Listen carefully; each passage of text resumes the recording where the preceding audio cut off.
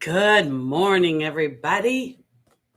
It's me, Teri Hunter. It's Sunday, August 15th, 2021. And we are here with today's Traversing the Transits, Angels and Astrology. Anybody out there? Hello. Oh, there you are. I see some people in the room now. Okay. So the big thing this week is Mercury and Mars are moving into Virgo. Although I felt like it was happening last week, to be honest with you. And I have to say, and Venus will be moving into Libra on the 17th. I believe it is, yeah. And then Mercury and Mars are going to move into Virgo's 6th house on the 18th, I believe. Don't quote me. Somewhere around there. Good morning, small wildflowers. The reason I think this is so important is because it feels like it feels cranky to me, to be honest with you. It feels a little bit like Mars is feeling a little bit impatient, and in doing so, impatient in the workplace. And I want to offer this too because Virgo also represents our pets as well as our health. So you may find yourself feeling a little frustrated with some aspects of health, and they may not be your personal health. They may be things you're hearing in the media and heading towards the holiday season. So I think it's important. You know, it's funny to me because I have Pluto and Venus in Virgo at 5 and 10 degrees. So this triggers that natal point for me. So when I was getting ready this morning, I really wanted to, I know we talk about the transits and they're, going around, but look at your personal chart and see if this doesn't trigger something. And if it triggers something, look at the ripple effect of it, because this triggering the trine inadvertently triggers Saturn in my 10th house and my moon in my 2nd house. So I think it's important. And I also want to say this about this. Mercury ruling our mind and our speech, and Mars ruling our truth, our deeper truth. And what I found for me, that I no longer feel a slave to someone else's truth. Virgo representing slavery, slaves to our job, slaves to a certain way of thinking. And this epiphany that I had came as a result of sort of an upset. And I sort of had to ask myself, how long am I going to continue to expect things to shift or change when other parties involved never shift or change? So I have to get comfortable with feeling uncomfortable if I want to be happy. And that's what I think a lot of this might be doing too, because our happiness supports our health. If we're under stress, if we're under worry, it compromises the immune system. So I want to bring all these things up because as you walk through the next couple of weeks, which is what's going to be happening, this is going to be going on until Mercury kind of blows past Mars. I believe Mercury moves faster. So be mindful. And I want to say this too, because you may find yourself getting triggered and you may not, you may think, oh, I should be past this, or I should have grown past this. It's an opportunity not to be too judgy or critical of yourself. If you have a moment where you revert back to an old pattern, it's a point of information. No need to stick on it. I really think that's important. So I want to say hi to everybody. Hi, Karen. Hi, Mustard. Hi, Carlos. I said hi to Small. Hi, Juan. Good morning. Oh, I've been so triggered, Juan. It's not even funny. And I see myself being triggered, and then I just have to sit in it, because I guess I want to put it this way. When it comes down to it, I really do believe that I can't blame anybody for how I feel, especially people that don't shift or that shift in an opposite direction from myself. So this idea of wanting to be happy, and I guess what I'm trying to say is that the relationships that have been triggered are ones that should make me happy in the big scheme of things. They're the relationships that you see on TV and it's like a Hallmark movie or a Norman Rockwell painting. And I've never experienced any of that. And here I am, y'all know I'm in my 60s now, my early 60s, thank you. But when am I going to stop going back and hoping that I'm seen for my evolution, or hoping that I will get a pat on the back for not being an Aries rising Mars as bad as I used to be? It's never going to happen. In fact, the opposite's going to happen. The more I try to look at my evolution on other people, the more they're pushing me back into that old energy. So I just have to sort of surrender to the uncomfortable journey of it. That's what I want to say. So, because once I surrendered to it, I felt better. Because what I realized this week is that I had a habit of sadness about it, and I was really feeling relief from it. So maybe some of this wand, maybe some of those triggers from the past are an opportunity to feel relief instead of the pressure of that old dynamic. It is so uncomfortable right now, Juniper. I agree. And I think it's going to get a little more tense. Uranus is making Uranus this week is going to trine Mars. So, that could be interesting because, the revolution, the rebellion, I'm so sick of this job, I'm not going to take it anymore energy could happen. Yeah, it's a little kooky. So I want to offer it this way, because where we have opportunities is not outside of ourselves, but inside of ourselves. And sometimes we have to be the ones to acknowledge our own evolution. And if we look back at somebody else and hope that they'll love us more or see us more clearly, they may not. So I think it was my job this week to see myself. And once again, to forgive myself for getting more pushy, and that's putting it nicely, when I was feeling stonewalled. And sometimes when you're stonewalled, quit hitting your head against a stone wall. Thank you, Carola. That's so nice of you to say. So this last couple of years has been, trying without a doubt. But is it the worst period in history? No. Is it the most oppressive? No. Are there opportunities for us to rise above our own limitations? Yes. So this week, I think if you want to look at Mars and Mercury and pay attention to what you're thinking and what you're speaking, and pay attention to your deeper truth, because it was in the realization that I felt more relief than I did sadness, that I actually was like, and popped the champagne cork and could relax. Okay, well, thank you so much, everybody, saying I feel tired and a little worked over, but I appreciate everybody saying I look good. I feel pretty good for my age. All right, let's get into the readings and see what Spirit's going to say for traversing the transits. And again, you guys, I want to offer this because I really don't have any Virgo energy strong, except for those two planets in Virgo. But when I look at as Mars and Mercury are going to hit those points, it triggers the trine of my moon. So emotionally, I got to really get clear on sadness or relief. And it triggered Saturn. And I started to think about Saturn as a benevolent father looking over me and saying it may not be comfortable, but once you get past this, you'll feel so much better. Good morning, Joe Lorna from Wales. Good morning, the 145 Club. Good morning, Lucy Rose.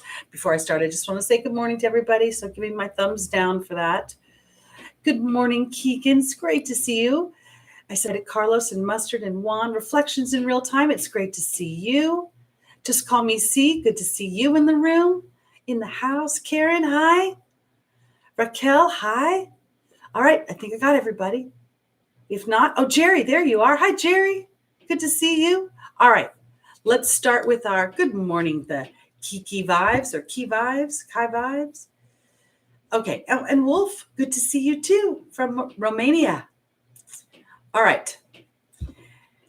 Here we go. We're going to start at Pisces, work our way towards Aries. This is my kind of Teri thing I do to create balance as everybody else goes the other way. So we're going to see what does Spirit have to say for Pisces this week.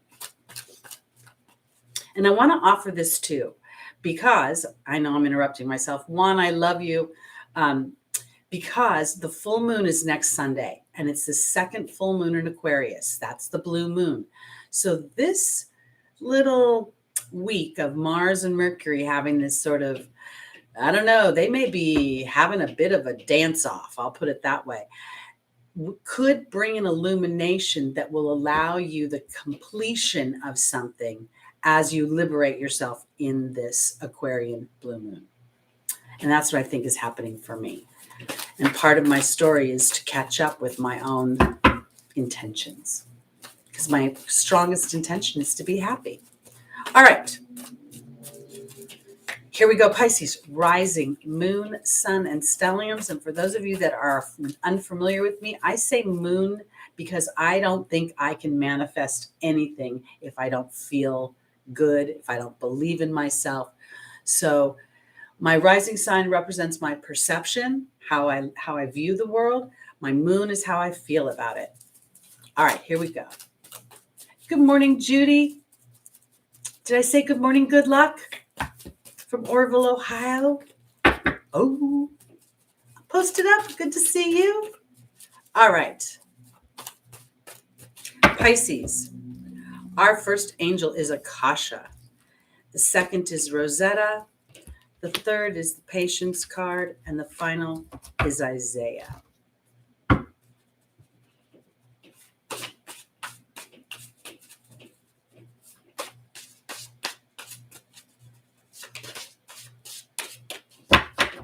All right, Akasha is being joined by the spider. Rosetta is being joined by the fire fairy. The Patience card is being joined by the burden card. And Isaiah is being joined by the Grail Knight. So Pisces, your ruling planet is Neptune, which is a very spiritual planet, and in ancient times, Jupiter, which rules religion. And Akasha represents the spiritual teacher, the ability to counsel others. And as I look at this, I feel like what I'm looking at is Pisces as an evolved human on the planet starting to take that dynamic of their spirituality and starting to infuse it in their everyday life. And in doing so, being a teacher for others. So Akasha talks about having counsel, and then we have the spider. The spider for me represents a network. It represents relationships. It talks about creative projects, but I want to offer it in the way of the World Wide Web.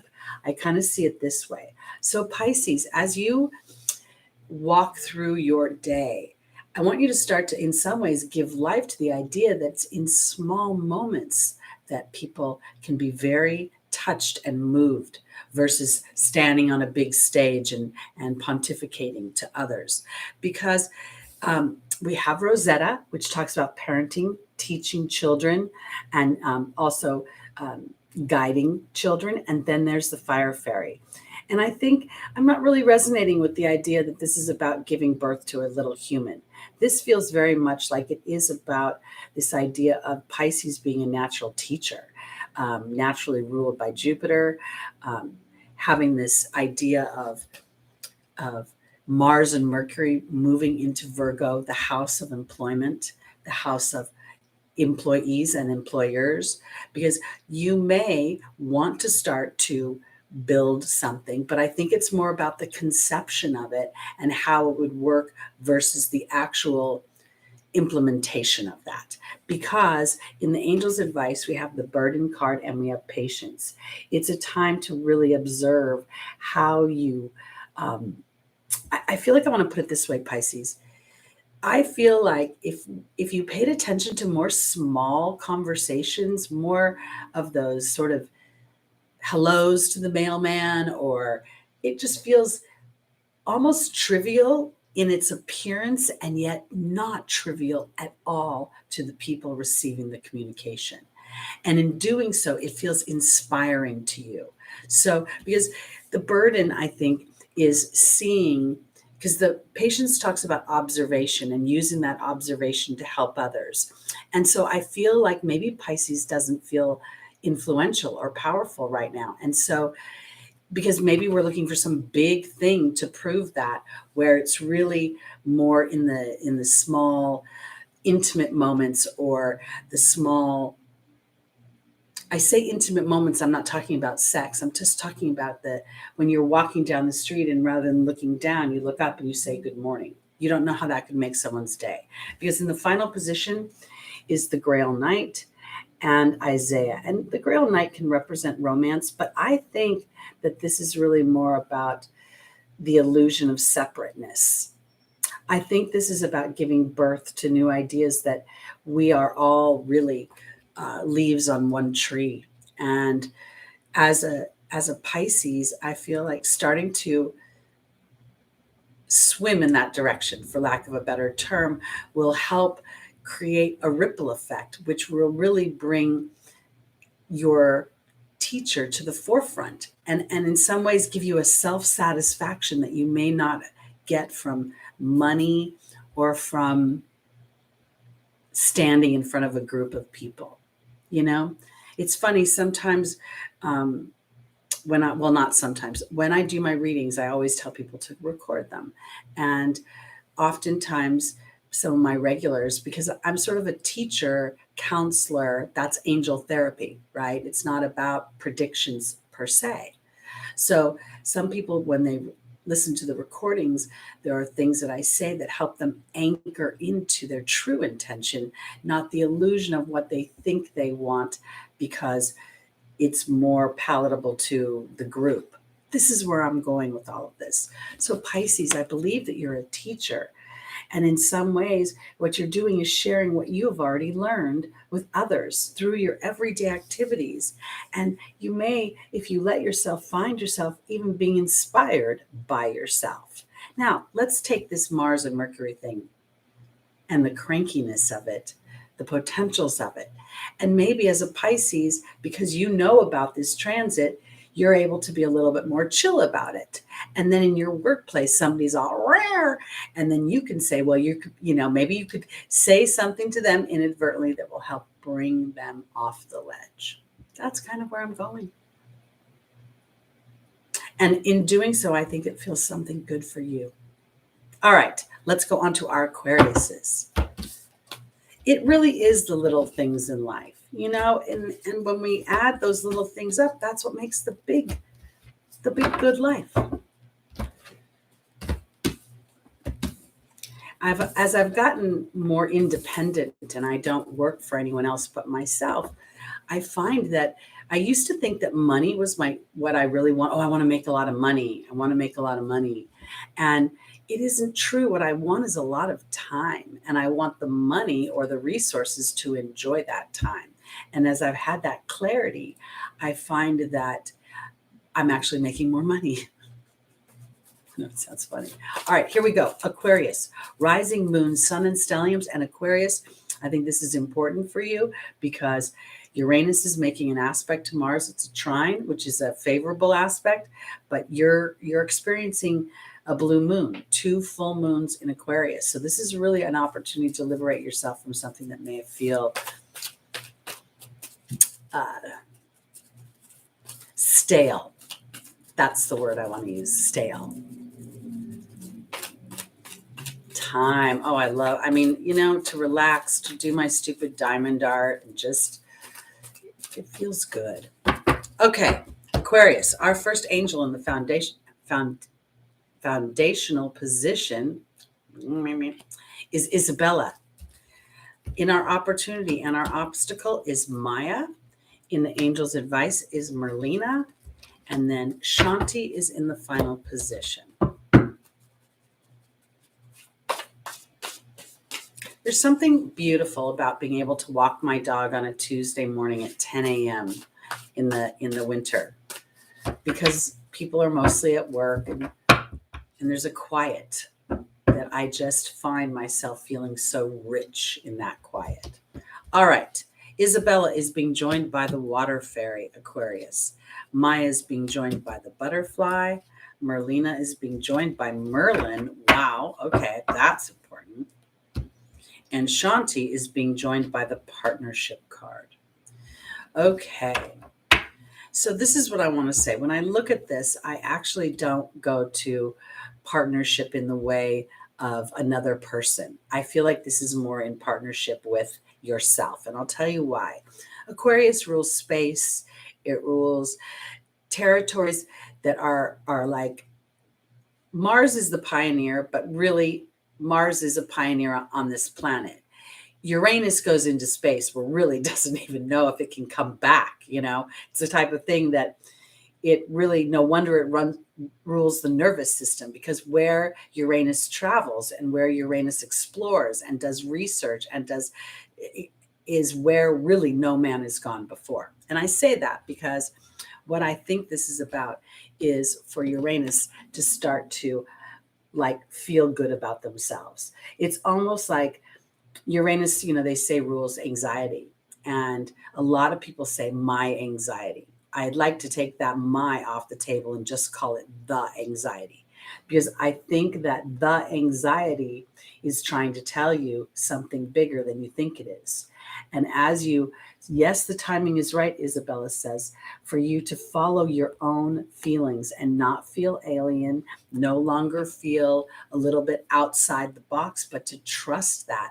And in trusting that, knowing that there's an alignment that will happen in partnership for outside yourself. Did that make sense? I'm gonna go a little deeper. Because in the opportunity of the obstacle, now we have this full moon. Second Aquarius full moon is allowing you to liberate yourself and release the version of yourself that has to homogenize itself, has to be part of a bigger group. And I know that Aquarius rules humanity, but I think it's allowing yourself to individualize, that actually bringing that back into the collective gives permission to others. So you allowing yourself to come out of this dark night of the soul in some respects, being who you are, is going to teach you something about magic. Because Merlina and Merlin it's kind of funny, because Merlin is the grand wizard. He rules balance. He rules alchemy. But there's pressure through that. And I think it's what Merlina is saying, the confusion. Humans by nature, whether we like it or not, we're pack animals.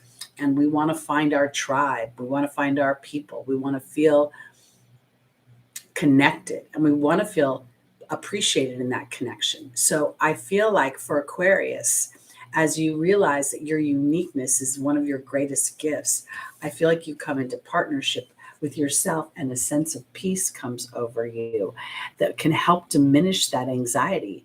And if anxiety shows up, then that anxiety is telling you could be moving in the wrong direction, or you're headed in a big pack of herd animals towards a cliff, and nobody knows they're about to go over the cliff because nobody but the person in the front can see. So allow yourself to be a little bit more of that leader and to trust your feelings.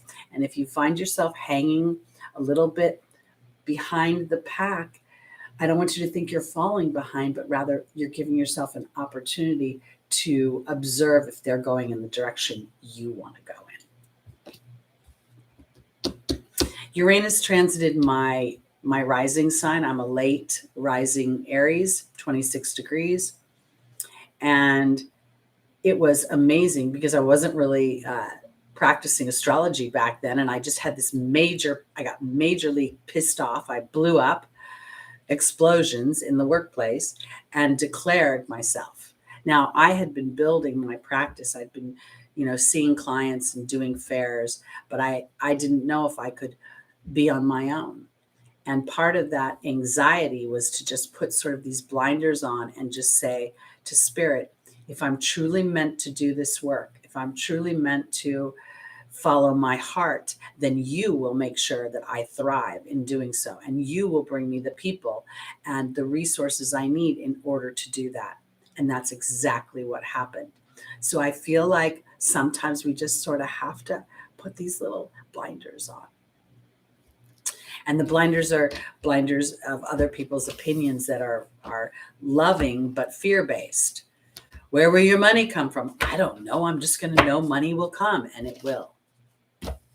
And I've been practicing that for a while now, so I really don't worry about it anymore. And money comes. Okay, here we go. On to our Capricorns, rising moon, sun, and stelliums. Welcome, Janine. It's good to see you. Hi, Lucy Rose. Thank you for your comments. Sandra, it's good to see you here. I think the Western Cape is in Australia. I'm not sure. I'm really bad with geography. Capricorn, hi, Kate. Good to see you. Thanks for checking in on me when I took those 2 weeks off.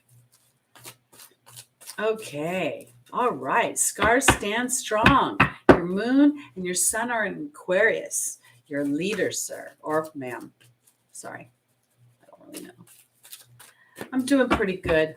I have my moments. I do. All right. Here we go, Capricorn. Our first angel is Isabella. The second is Merlina. Third is Xana. And the final is Shanti. Well, my goodness gracious. Hi, Tammy. Thank you. Welcome. All right. So we just pulled 3 of the same for Capricorn. This is where the collective comes in and we're all kind of rowing in the same boat. Just got to make sure we're looking in the direction that is most beautiful to our eyes. Isabella is being joined by the focus card. Merlina is being joined by the Raven. Xana is being joined by the Letting Go card.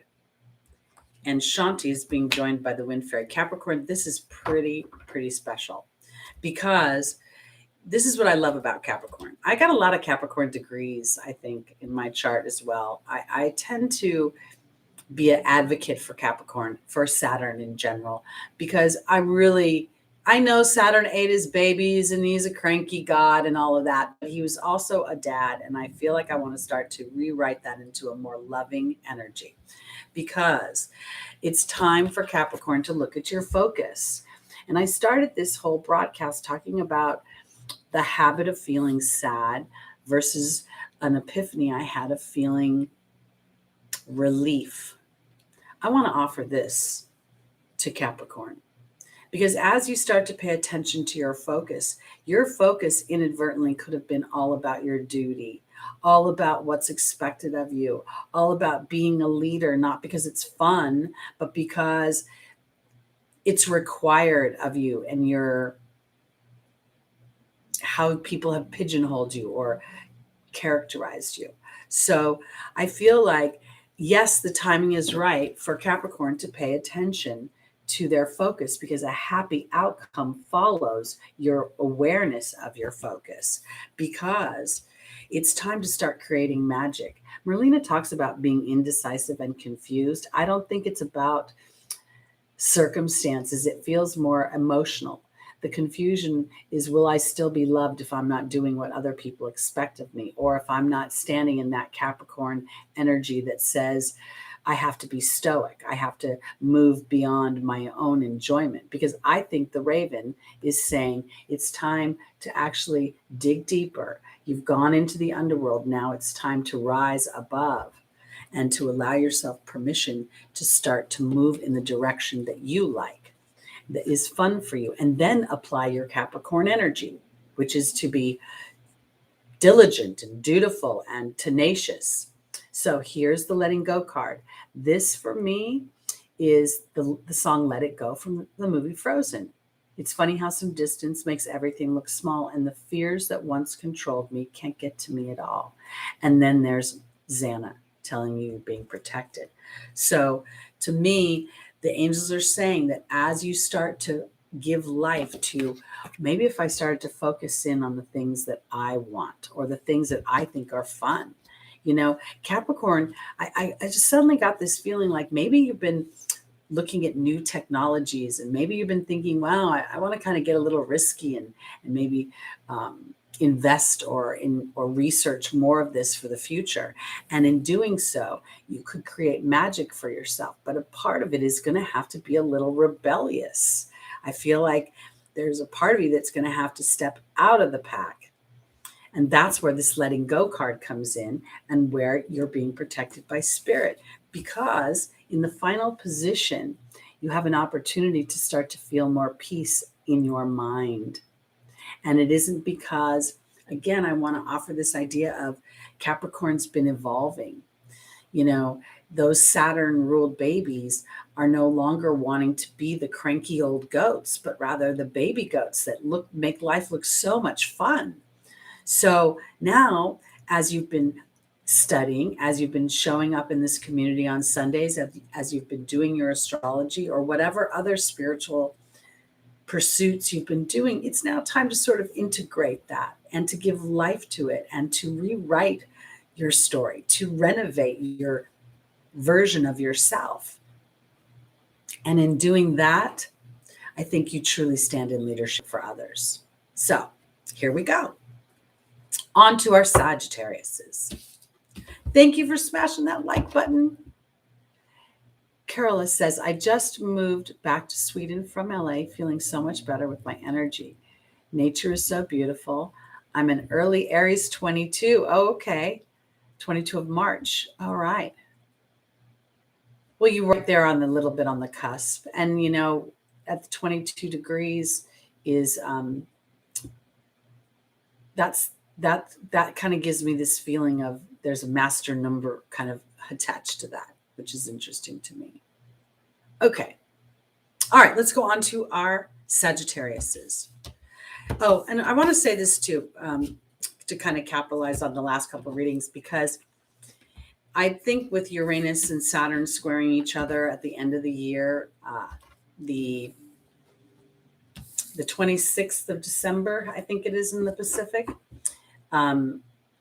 I think we're going to be ramping up to that. And I think we're going to start to see a lot of that during the fall. And our preparation mentally and emotionally to make certain decisions for ourselves, how we're going to process.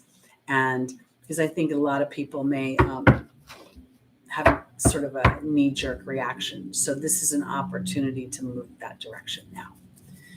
Okay, here we go. On to our Sagittariuses. You know the song, Let There Be Peace on Earth and Let It Begin With Me? That might be really important coming up. And sometimes being an Aries with a Taurus moon, it's not easy for me. All right. Sagittarius, rising moon, sun, and stelliums. Your first angel is Indriel. And the opportunity or the obstacle is Merlina. Again. Then we have Desiree in the angel's advice. And then we have Oceana in the final position. Thank you, CJD.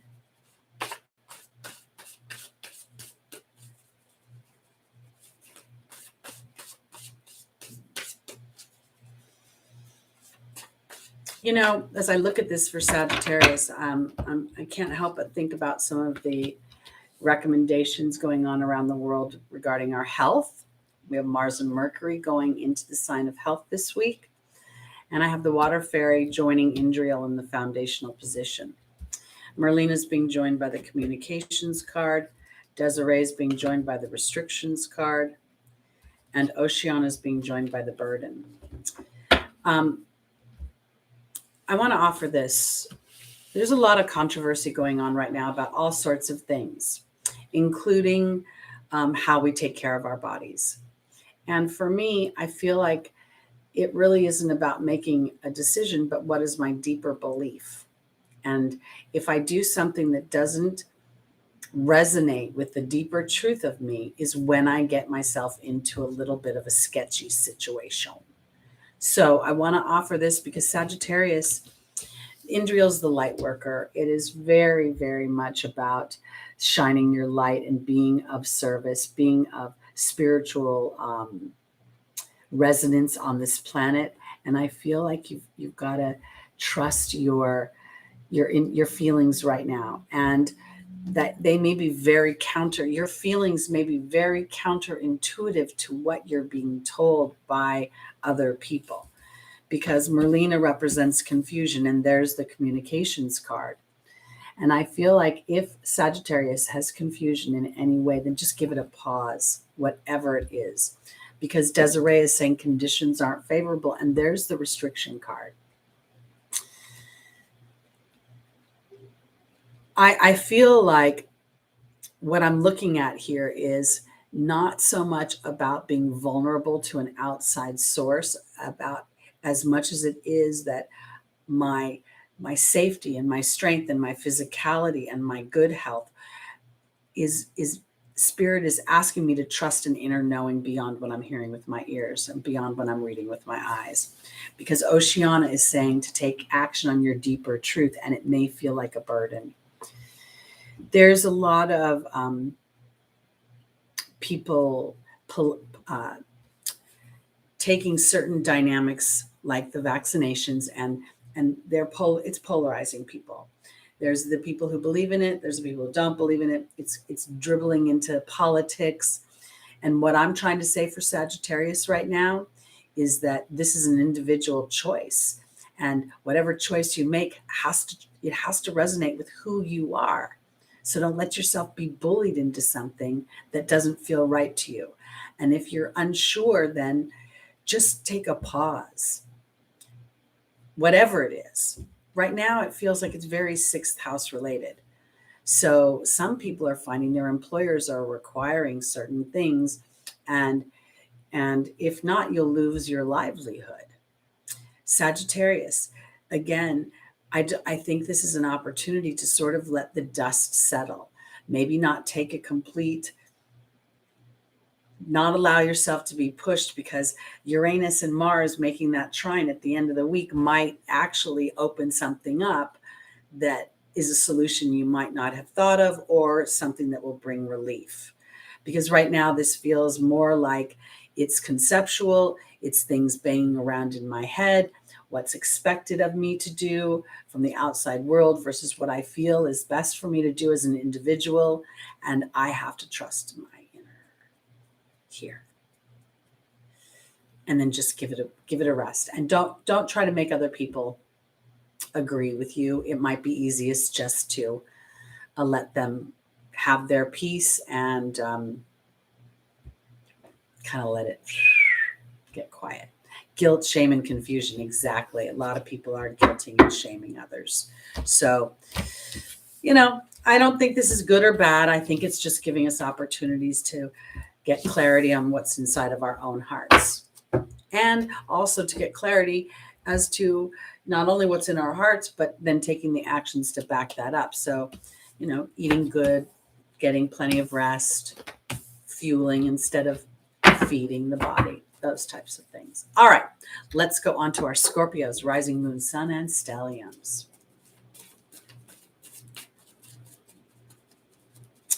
If somebody is too tired to take action, then honor that tired. Give yourself an opportunity to rejuvenate. Okay. Romy Rome, welcome. Okay. Here we go. Scorpio, rising moon, sun, and stelliums. Our first angel is Chantal, the angel of romance. The second is Merlina. She's coming up a lot in this position. Then we have Oceana in the angel's advice, and Celeste in the final position.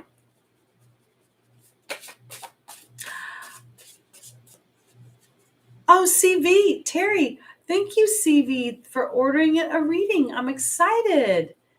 Yay. When I get the notification, I'll have your email and I'll send you an email to schedule. Thank you for bringing that to my attention, CJD. All right, here we go. Scorpio, Chantal is being joined by the wealth card. Merlina is being joined by the communications card. Oceana is being joined by the Lady of the Lake. And Celeste is being joined by the Bee card. Well, this is very favorable, and it's about romance. Chantal talks about love.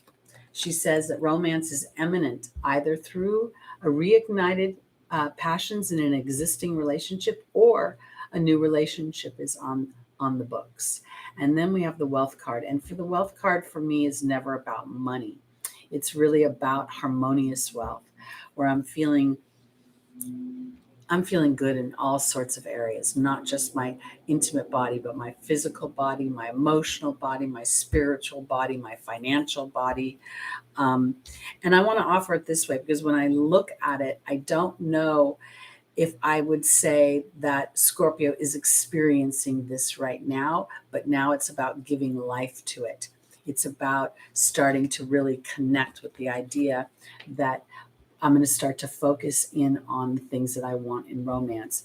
As I've gotten more aware of myself, I don't even want to say as I've gotten older, as I understand myself better, I realize that I'm very much engaged by things that happen in my mind, meaning this. When somebody has a conversation with me about spirituality, astrology, about bigger concepts, I start to get a tail wag. Like, oh, this is one of my peeps. Oh, this is one of my peeps. Because I think that's what this is about. It's about starting to give life to the idea that what makes you happy and feel excited on a romantic level is possible. I was watching The Hustler last night. I record that game show, and my lovely Craig Ferguson, I love him. Too bad he's married. Anyway, I digress. He said there are 3 billion people on this planet. So when we start to look at our love lives and kind of go down that slippery, dark slope of there's no one for me, remember, Scorpio, there's 3 billion people on the planet, and you've never had such access to 3 billion people as you do right now. Because here, this is Merlina is talking about you're confused and indecisive because you've been talking a bad story to yourself for too long, or listening to stories that say if you're over 40, there's no chance for you, or if you've never been married, there must be something wrong with you. You may be smart because you saw that marriage was not in balance, so you were waiting for balance, because it's time to start to really trust your heart and take action on it. And I want to offer it this way because I believe Scorpio does want to be in a relationship, or within their relationships to have more fun and more frivolity and more fluffiness. And now it's a time for you, Scorpio, to start to shift your way of thinking, because it's very easy to focus in on what doesn't work. It's very easy to focus in on the challenges, on the obstacles. We are literally trained as we children, and I think even in our DNA, we come through that way. So now Celeste says a new home and a new place of employment will bring in new energy, which could be true. But the shift of your mind will bring the victory. And the shift is that I don't need 3 billion people. I just need one. And if there are 3 billion people out there, and I believe that I'm a soul that is contracted to have this experience, that maybe part of that contract was for me to walk through a certain landscape, to garnish energy and to gain experience, so that when I meet that person, or when I get to this chapter in this relationship, I'm better equipped and able to be the person that I want to be in that relationship. I think it's really important. And I want to say this too, because I've had a lot of females come to my table and say, I've done the work. Where is my person? I've done the work. Well, the other person has work to do too. So as you excitedly invite them in, I'm ready for you. And Romy Rome, 44 on the 29th. That's a beautiful, that rings to me. The 29th is the Leo degree. I know that's not a degree, it's a date. And then 44 is the master number of the builder. So, and the 29 reduces down to an 11. So as you pay attention to where your mind is focused, you can start building your new castle in this solar return. All right, let's go on to our Libras. Every time I say Libra, I get this vision of myself when I was about 10 years old standing. I lived with my grandparents, and we were outside in the front yard. My grandma was literally studying astrology in the house with her with she had to calculate it and have some weird thing for angles. I mean, it was really hard back then. And she was talking about Libras being indecisive and really over accommodating. And I'm like, wow, that doesn't sound like me at all. And I'm an Aries rising. So there you go. Woo! And frankly, I think everybody that watches this show, if you're single and you're going to start dating someone, you got to get their information and look at their chart. If they're not willing to give you their information, then, all right, Libra, here we go. Rising moon, sun, and stelliums.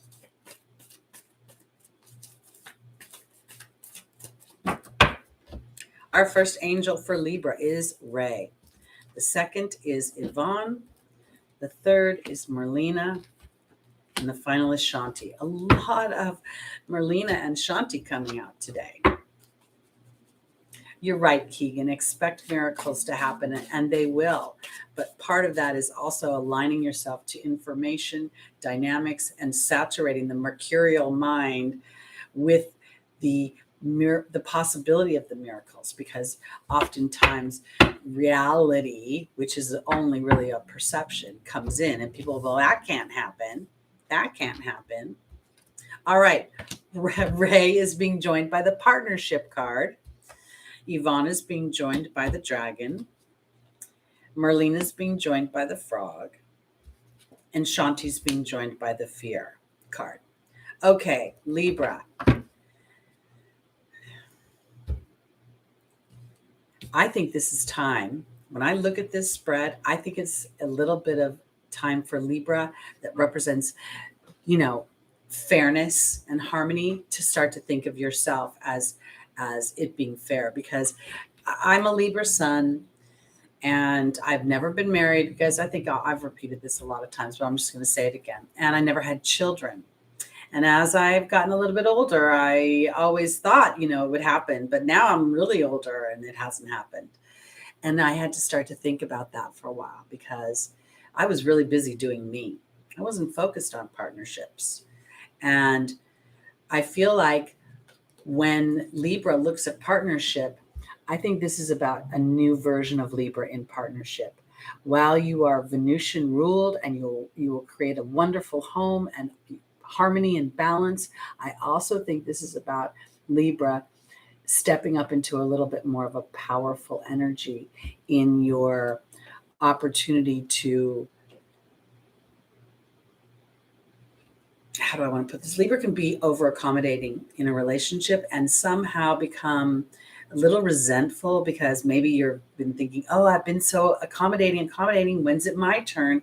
But you're just waiting for the other person to have the epiphany and give you their turn. You have to claim it. And I want to say it this way, because even if you've never been in a relationship, never been married, it's time to claim it now. It's time to start to say to spirit, because Ray represents my power chakra, is connected to my third eye. There's my heart chakra and my throat.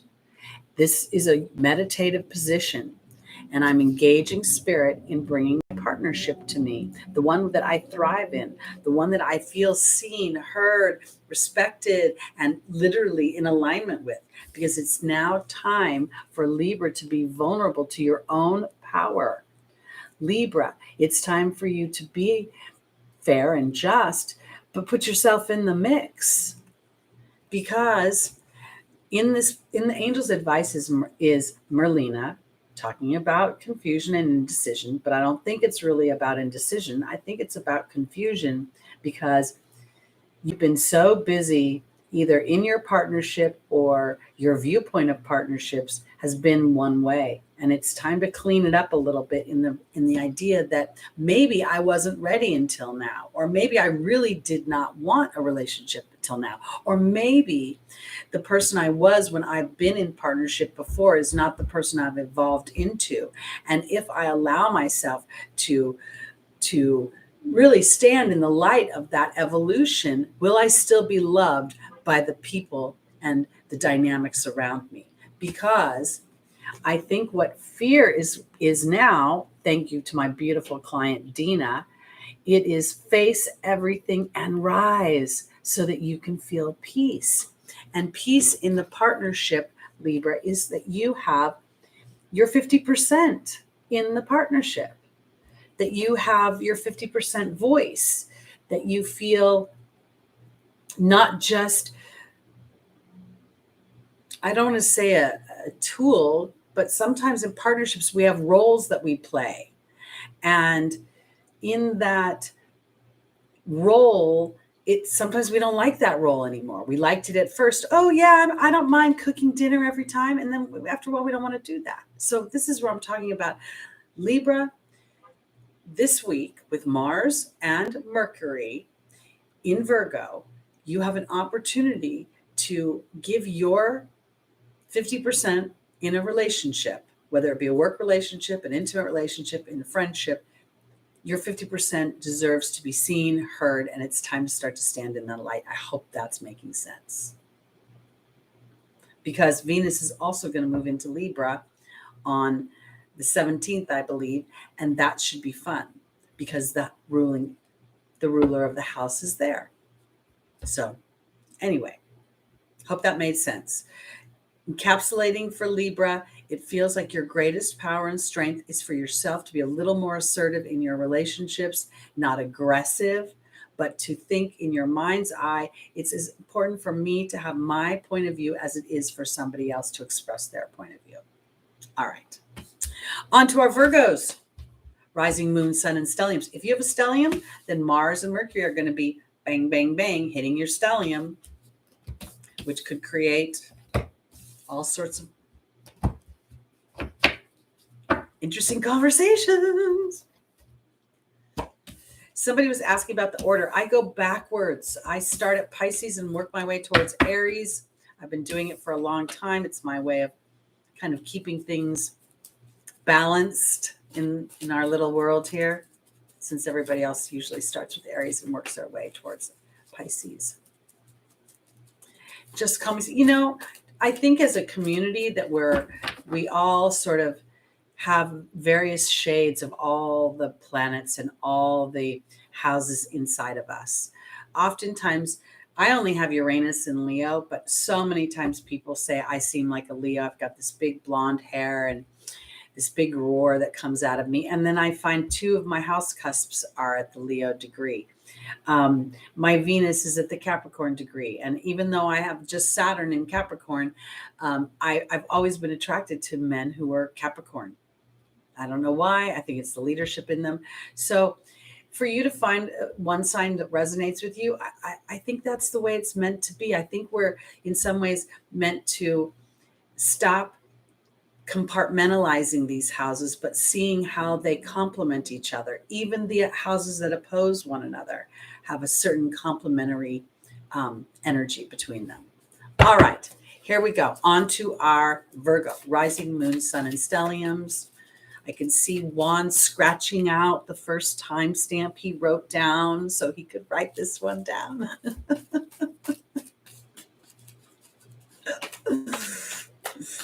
Hello, Crystal Cook. All right, Virgo, our first angel is Daniel, the angel of marriage. The second is Layla. The third is Rochelle. And the final is Bethany. Are you kidding? Did he really lose power? Oh, no. How would you know that? Did he text you? Small, are you joking? Oh, good. I thought you were. All right, here we go. Virgo, Daniel is being joined by the deer. Layla's being joined by the focus card. Rochelle is being joined by the queen. And Bethany is being joined by the water fairy.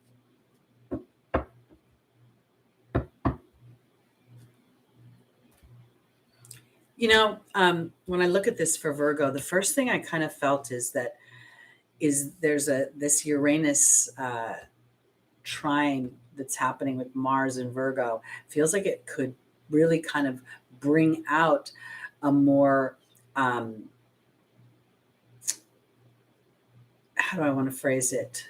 Aquarian type of energy from Virgo, meaning getting outside the box. Oh, he really did lose power. Oh no, our timestamps are going to be verklempt. Oh no. All right. Well, we're sending Juan some love. I want to go here with my Virgos because I think what's happening, Daniel, the angel of marriage, talks about bringing a partner in, but talks about our history and the ghost of Christmas past that we bring into our relationships. And then the deer, which can represent fear, I think is really about being gentle and diplomatic with your story in partnership, Virgo, because I think you could be liberated from it in such a way that it doesn't take away from what you like in the way of what you can depend on or what you can, but rather giving you an opportunity to write it in a way that serves Virgo a little bit better, because we have the focus card and we have Layla in the opportunity or the obstacle. And I think that this might be Virgo looking at things from a practical point of view, saying, well, you know what? I'm this age and I've never been in a relationship. I've never been married. So, it's not going to happen. And I don't know if that's true or not, because it could happen, but it has to happen because you're allowing yourself to follow your heart and not your head. This is kind of where I'm going with this whole idea for Virgo right now. It feels like it's about a bigger picture of taking care of yourself from your feelings standpoint versus your mind. So let me see if I can round this out. I think for Virgo that there could be a couple things. You may never want to get married, but you may want companionship. And you may think, well, you either have to have a boyfriend or have a girlfriend or not. And if you do, this is how we do it. You have to see them all the time, call them all the time, tell them all of what you did every day. And maybe, just maybe, this is where you get to be gentle and diplomatic with yourself, because all of that may feel like a big old pain in the patoot. And maybe there's an opportunity for somebody who's just like you, who doesn't want to necessarily do everything the way other people have done it and would rather do things from the place of following my heart. I've told you guys before that I talk a lot about if I was ever to be in a relationship, that I've lived alone for so long that I'd want the person to live down the street next door, just not in my house. And that may sound a little bit harsh and a little bit rude, but I don't think it is. I think that there's somebody who'd be like, fine, I like to do my toilet the way I do my toilet, leave my fridge the way I do my fridge. And now it's time for Virgo to give life to their feelings about what you want. I hope that made sense, because I think that it's giving permission to rewrite the structure, to write it in such a way where companionship is on the table versus commingling of everything I have. My bad moods, my good moods, my belly, meaning my bad belly, my good belly, all that stuff. I think this is all what the Saturn, Uranus, what 2020, 2021, and what more as we move forward. This is all about allowing ourselves to rewrite these old structures that don't really serve us as humans anymore. We don't need to commingle as much as we did before. We're not going to die anymore. We don't need it for survival. So that's where I'm going. All right. On to our Leos.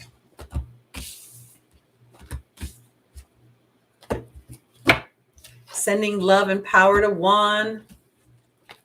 Anybody want to take a stab at those timestamps? I'll love on you. Okay.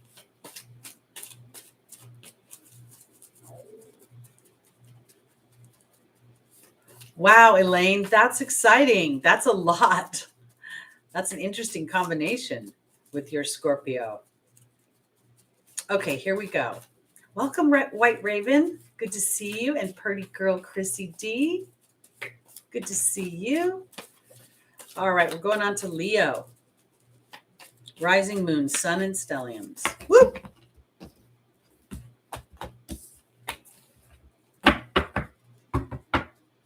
Here we go. Our first angel is Rochelle Lucy Rose, saying to follow your heart. Then we have Yvonne. Then we have Mystique.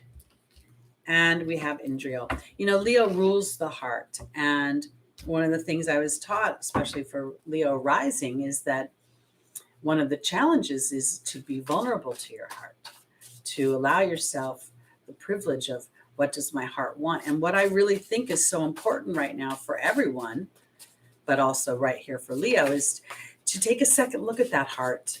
Because I think sometimes when we first look at our heart, we're looking at it through, pardon me, a lens that is kind of comparing what's acceptable to others.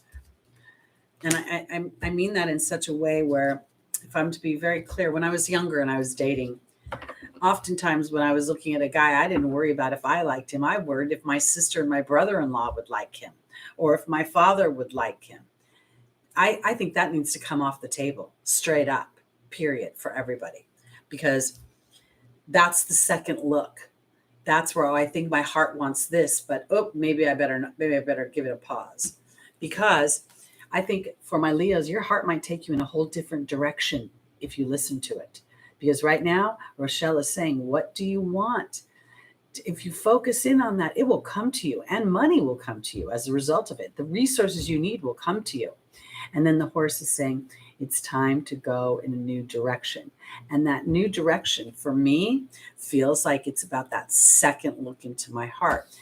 And it's only more confirmed because Yvonne is asking me to be vulnerable to where I've been stung. And I mean it in such a way that I started this broadcast talking about an upset that happened. I got triggered this last week. And it was in such a way that I was used to being sad about the situation. And when I caught on to the idea that I wasn't sad about it, I was actually relieved. It really liberated me from it. And that's what I think is going on for Leo, because I think that there's a part of you. I mean, if you've been getting that bad Leo rap, like you're too much, or, you want too much, don't listen to anybody. Want it all. It's all there for you, and continue to want it and continue to strive for it. And in some ways, allow yourself to be vulnerable to people being pissed off, because you know what? People who sit in lack sometimes are overly critical of people who sit in abundance. And if there is a sign that rules the zodiac, we all know it's Leo. The sun rules the zodiac. What does the sun rule? Fun, entertainment, pleasure, romance, children, all the great things. So I think the human has had it wrong. The human has been doing all the things that aren't fun because somehow we got off track. So in the angel's advice, Mystique is saying to keep charging ahead. Don't take no for an answer. To expect miraculous solutions. Now I want to offer this. It comes through a pause, Leo. It comes through an opportunity to sit through all of the outside noise that may be making you feel angry, and then getting down deeper, because I think there's a bigger version of what you want. And that's evidenced by the High Priestess, and there's Indriel, the light worker. Both of these things speak to me of spiritual natures, things I don't necessarily see in Walmart or in Kmart or, knocking on this table. So I've got to go to a deeper place. And in doing so, what do, Leo? You bring all of that back to the collective. That's that access between Aquarius and Leo that I'm talking about. It has cooperation, even though it feels like an opposition in some ways. So I'm very excited at the idea that this week, Mars and Mercury have an opportunity to get a little edgy. I'm not going to say it won't, but that could be very illuminating. In that edginess, in whatever that Mars is offering a deeper truth, and the courage to step into that deeper truth. And I think that's what Leo is being asked as well, is to dig a little deeper, because sometimes, if you think of Leo as also the actor. So I want to make sure my audience enjoys my performance, but I also have to be authentic to my character so my audience can enjoy my performance. Did that make sense? I hope so. All right, let's go on to our Cancers, rising, moon, sun, and stelliums.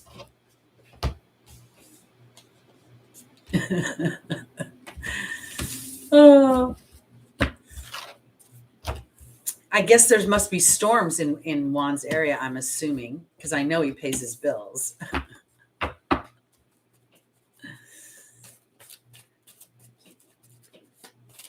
All right, here we go. We're cooking with gas today. Maria, I agree. Aries loves Leo the lion. Okay, here we go. Cancer, rising moon, sun, and stellium. Swoop! Our first angel is, they all fell out. We have Shanti, Rosetta, and Archangel Gabriel, and Desiree. Oh, wow. Okay. Big storms. I haven't watched the news in a little while. It got a little bit too much for me this last week. I watch too much news. I get fidgety.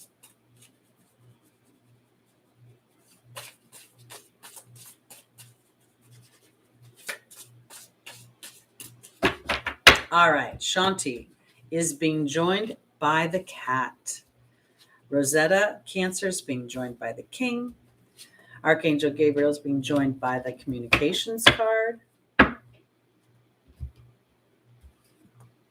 And Desiree is being joined by the trust card. Okay, so this is very interesting to me. I have, right now I feel like people are very much wanting to find their person and start certain chapters of life, having families, the intimacy, the commingling of our lives together. And I just got done talking about Virgo being able to do that in an independent way. And now I look at Cancer and I feel like I don't want that in that way. I want all the traditional roles of family and home and hearth.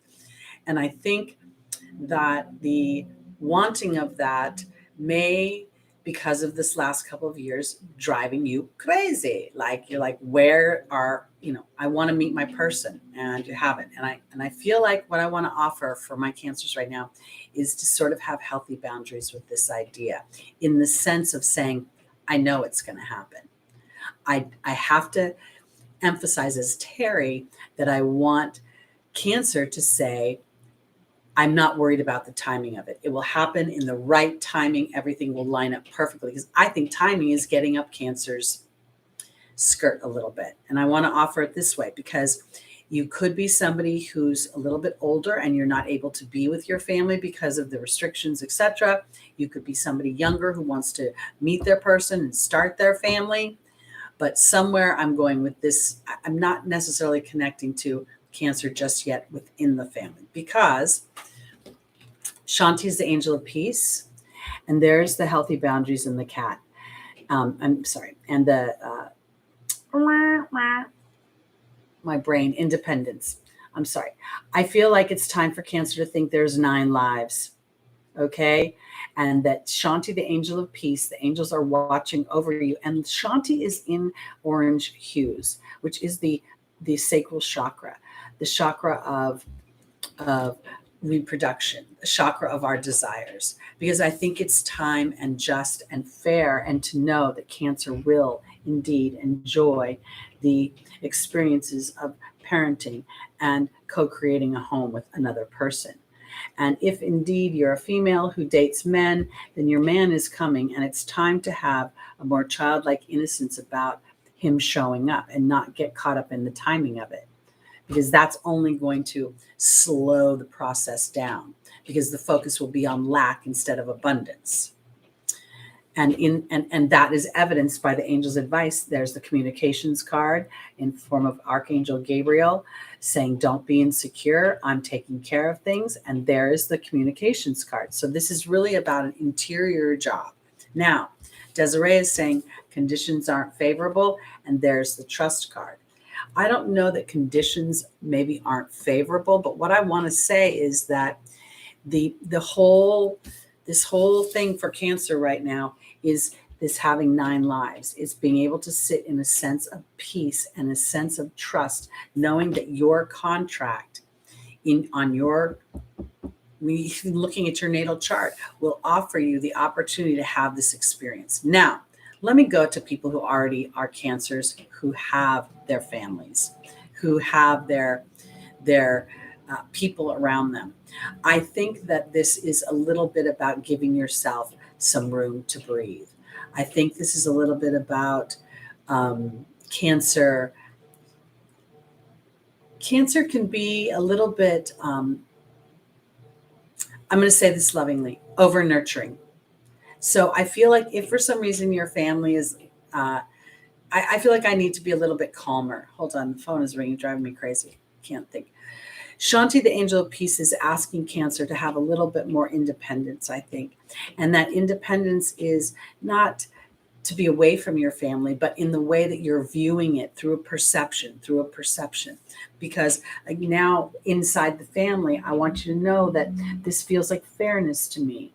And it feels like you having a childlike innocence and being really mindful of what you are communicating to yourself.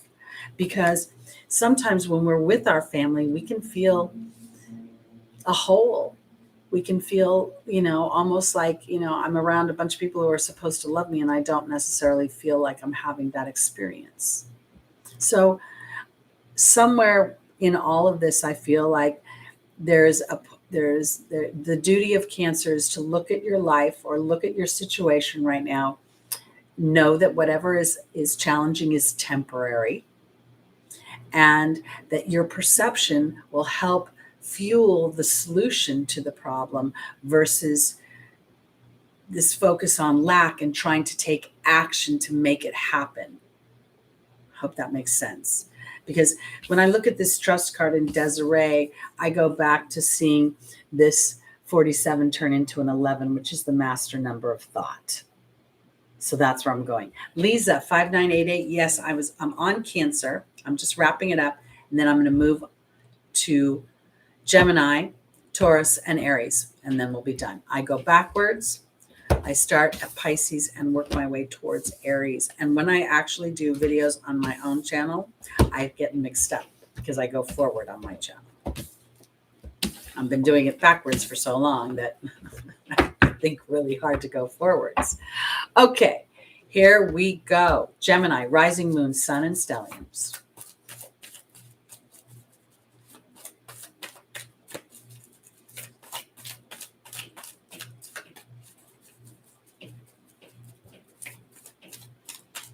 Keegan, that's great. Your outer life reflects your inner peace. It's true.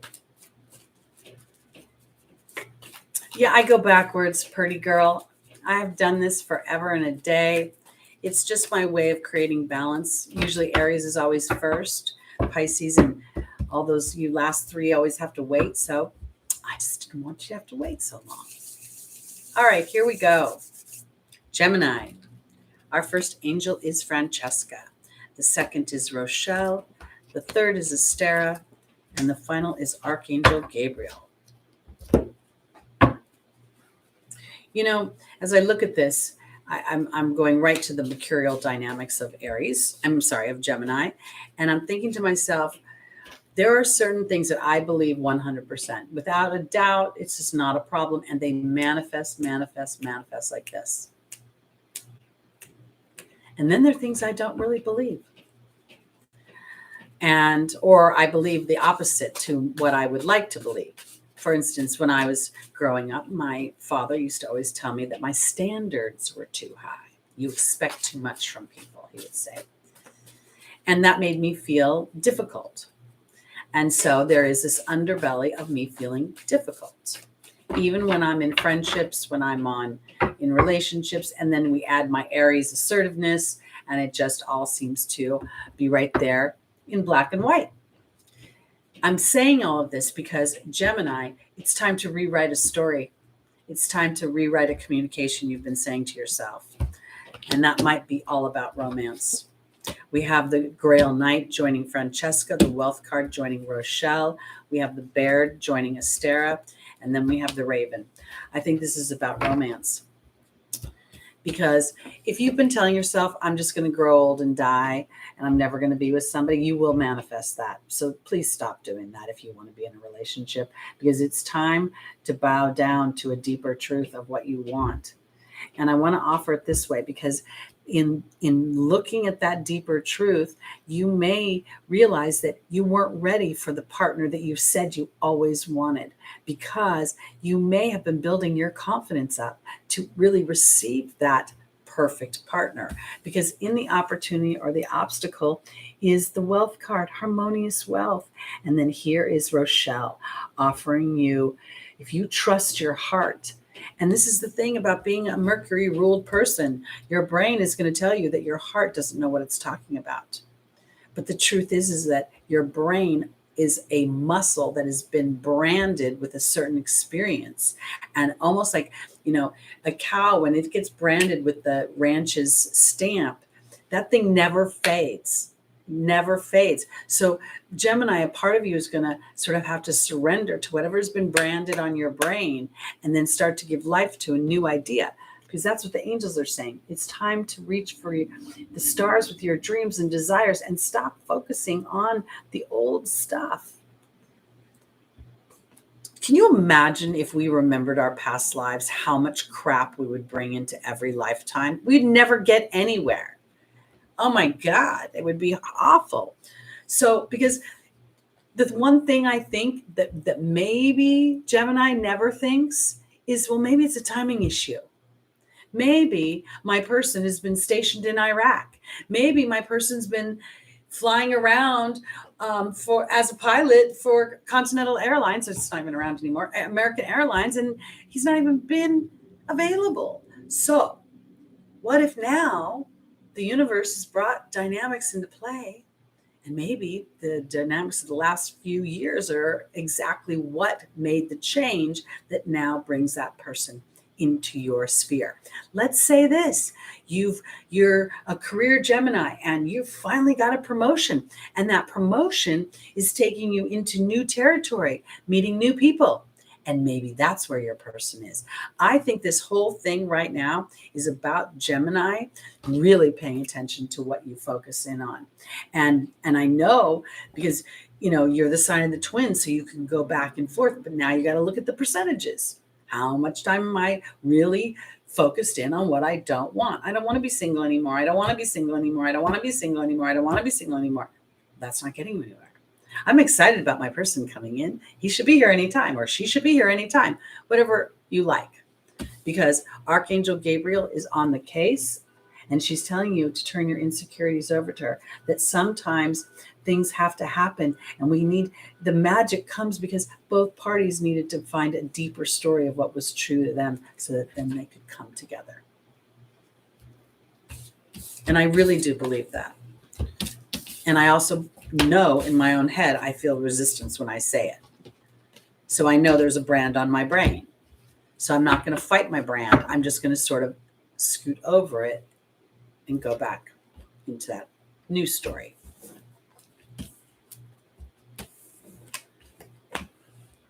I agree. I want to say Joannis, Victor. I absolutely agree with you. The universe is pushing us to evolve against our human mind, to grab our life's purpose and talents that we know we have from our oversoul's perspective. Exactly, Maria. Focus on what you want, and it will come about. Negativity blocks your progress. But resisting negativity and trying to be positive is like putting gasoline on a fire, because the universe is sort of like a dog. It can smell your energy. It smells fear. You can't fake it out. All right, here we go. This is for our Taurus, rising moon, sun, and stelliums. We have Indriel, the light worker. We have Isabella saying, yes, the timing is right. We have Ray. And we have Daniel. Uranus transiting through Taurus. My moon is in Taurus at 9 degrees. And I always wondered if, as Uranus, because Uranus is about to go retrograde again, I think. If it isn't already, somebody tell me. I'm pretty sure it is. I can't quite remember.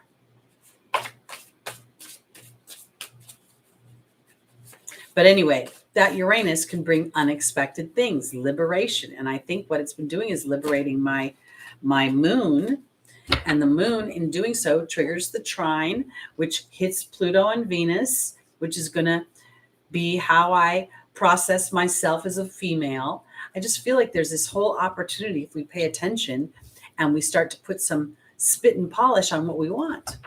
All right. Very Abraham Hicks. Very much, Elaine. I love Abraham. Okay. Here we go. Indriel is being joined by the restriction card. Taurus, Isabella is being joined by the High Priestess. Ray is being joined by the Birth and the Rebirth card. And Daniel's being joined by the B card. Okay. So Indriel is the light worker. And there's the restriction card. And I feel like when I look at this Taurus, the restriction card is talking about a pause. It's talking about really what allowing to have an epiphany. Taurus, as a Taurus moon, it's an interesting thing because the first thing people say is the stubborn bull, right? But I don't really want to look at it that way. I feel like we all get pigeonholed on the dark side of these dynamics. And I think what a bull shows is tenacity and strength. And I think what Spirit is asking is for the Taurus bull right now to stop being a human, or to stop plowing in a human dynamic, and to remember where you really came from. To remember that you're a light worker, that you're an energetic being that came to this earth to experience in a dense form both challenges and triumphs. Because now it's time for Taurus to remember the bigger version of yourself, because the timing is right for you to give yourself a rebirth, which is why Uranus is transiting your house right now, to liberate you from some of these old dynamics. And this is why I harp on the idea that we look at the transits and we kind of look at them in a vacuum. From your rising sign, it's how many houses till Virgo. But I think we have to look a little bit deeper and say, okay, so as I look at that house and what's transiting, what's it triggering?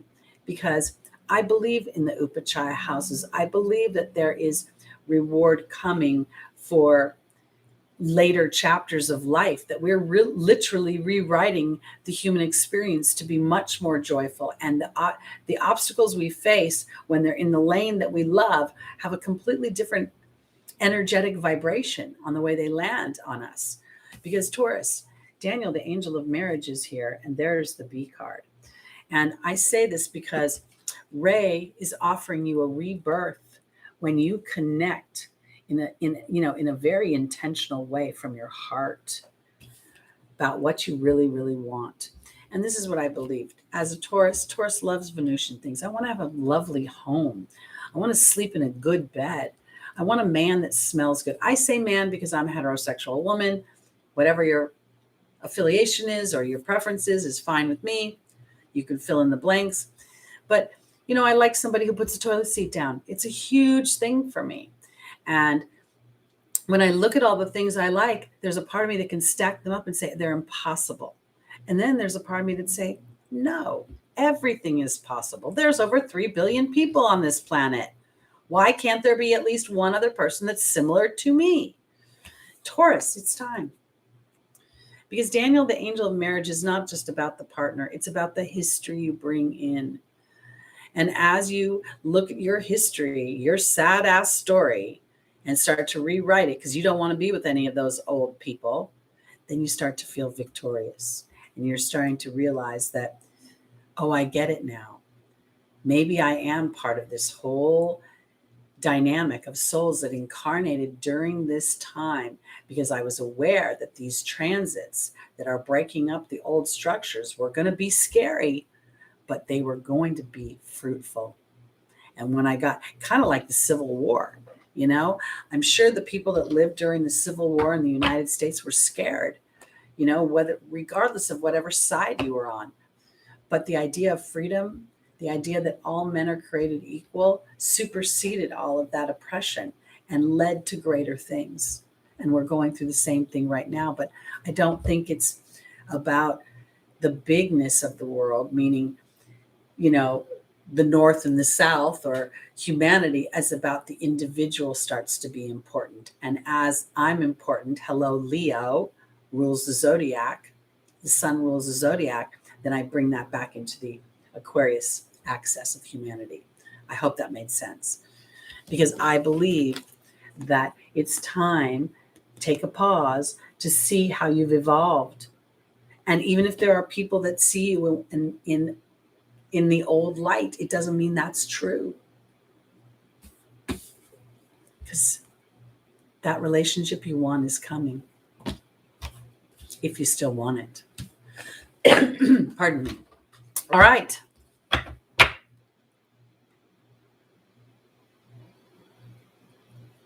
Well, thank you, Rhonda. I didn't get to see your previous comments, but I will try to go back and look. All right, let's go onto Aries. And I want to say this too, for those of you that are, because I'm loving what Lucy Rose is writing, anything's possible. We have to believe that. But sometimes that belief is hard.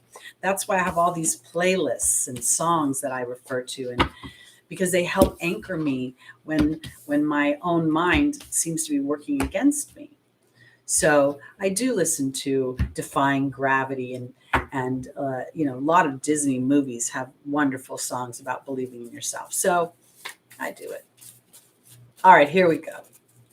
On to our final sign, Aries, rising, moon, sun, and stelliums.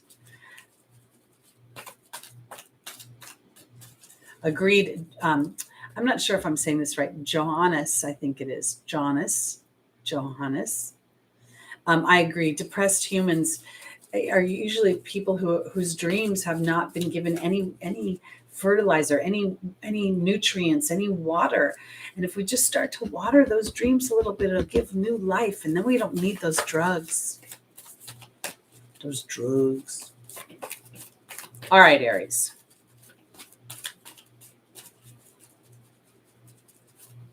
I did that last night. I put on some uplifting music and I sang with the windows open.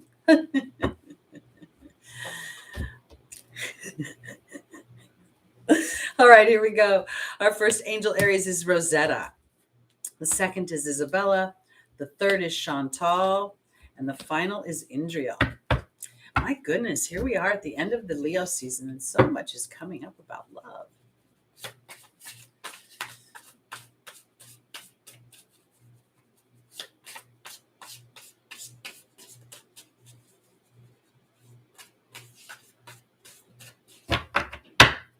Rosetta is being joined by the Disruption card. Isabella is being joined by the Butterfly. Chantal is being joined by the Focus card. And Indriel is being joined by the Restriction card. That's interesting. Okay. So I don't want to, I don't like to, I look at this dynamic between Mars and Mercury, and does it feel cranky to me? Like people could get cranky? It does. Do I want to emphasize that and tell all you people, ooh, it's going to be a cranky week? I don't want to tee up your week that way. And at the same time, I feel like, I don't know quite how to say it, because I feel like I want to say it, but then I want to feel like part of my job as an Aries rising is to see it and then be very aware of what I'm capable of when I'm triggered, and then try to move in a different direction. Because some of you may experience disruption with your children.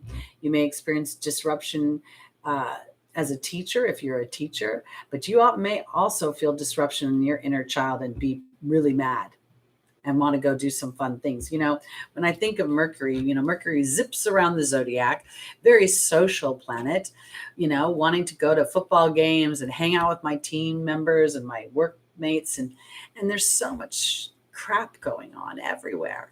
So I want to offer this to Aries, because Isabella's saying, yes, the timing is right for you to see the beauty in the world. I'm not even going to go to the caterpillar right now. I feel like no matter what, Aries, it's about focusing in on the things that you love. And I thought this was going to be about romance, but now I realize that it really isn't for Aries. It's about taking this dynamic of Mercury and Mars transiting through Virgo this week and starting to focus in on what you love to do, to really look at where you have enslaved yourself through your own mind or your own pissed offness, This is where I went. This is why I was talking about the habit of sadness, because I had my Aries rising had a moment. I totally went into my pattern, which just confirmed the other parties thinking that I'm impossible. And I was just really, for 24, 36 hours, I was just like this about it, just, "Argh." And then I had this epiphany that I was in the habit of being sad. I felt relief as a result of this disruption. I felt like, oh, thank you. I don't have to put myself in a situation that's totally unnatural to me. And so I felt more love for myself. I really did. And I felt more possibilities for myself, almost as if I didn't, trying to go back and putting this round peg into a square hole, and all the focus on pushing that energy. And aren't you going to, almost trying to get them to be round holes when they're not? What if now I don't try to do that anymore? It allows spirit to bring in a whole different dynamic. And what if my whole time that I've been feeling like things weren't going to happen, I wasn't going to feel the love, I wasn't going to feel this, is because I was focused on places where there was no love. I'm trying to go and ask Aries to look deeper into what you really want. And maybe you've been fighting for something that you were in a habit of fighting for that you don't really want anymore. And it's time to say, I want to move towards the beauty. I want to focus on the things that I love. And if indeed, for some reason, I'm not getting to be with the things I love, I'm going to start to allow my connection to spirit, because I think this restriction card is actually restricting me from any more disruption. And my job is to constantly have this dynamic in my mind that I matter. My inner child matters. And let me just say this for those, somebody had mentioned they're doing work on their inner child. Spirit kind of got cheeky with me about a month ago with this. And they said, the inner child is not the one that's all messed up. The inner child is pretty fine. The inner child wants to forget about the problems and go have fun. The adult is the one that's trying to get over it. So rather than work on anything, just being able to put your focus in on what's fun, what do I like, what do I want for me? What I found I want isn't money, it's time. I like to play in my diamond art. I like to listen to music. I like to be chill. And that's a really big currency for me. And sometimes when I'm sitting here and I'm doing my diamond art and it's Wednesday afternoon at 2:00 and I've given myself that day off, I think, wow, that's so cool. I get to do this. That's what I want you guys to start to grab onto. It's so cool. I get to do this because I've given myself permission to do it. So your inner child wants to disrupt the adult. The inner child wants to seek the beauty in the world and to feel love, and not love from outside the, other humans. I want to do things I love. I want the exhilaration of that. And my main job in some respects is, if I'm not being able to stand in the light worker, to just slow down and to differentiate whether I'm moving towards what I want or whether I'm just so busy being in a Mars ruled whoosh that I'm going in a direction I may not want, but I'm used to. Hope that made sense. All right. That's it for me for today. I will be back next Sunday on our blue full Aquarian moon. I'm super excited. I want to thank everybody for joining in and participating in the chat. I don't know what's going to happen with the timestamps. I'll be honest with you. I have a full day. I don't have time to do them. I've depended upon Juan so much. So thanks for your patience with us there. And we will see you next Sunday. Have a wonderful week, everybody. Be good to yourself and do nice things for yourself. Peace out.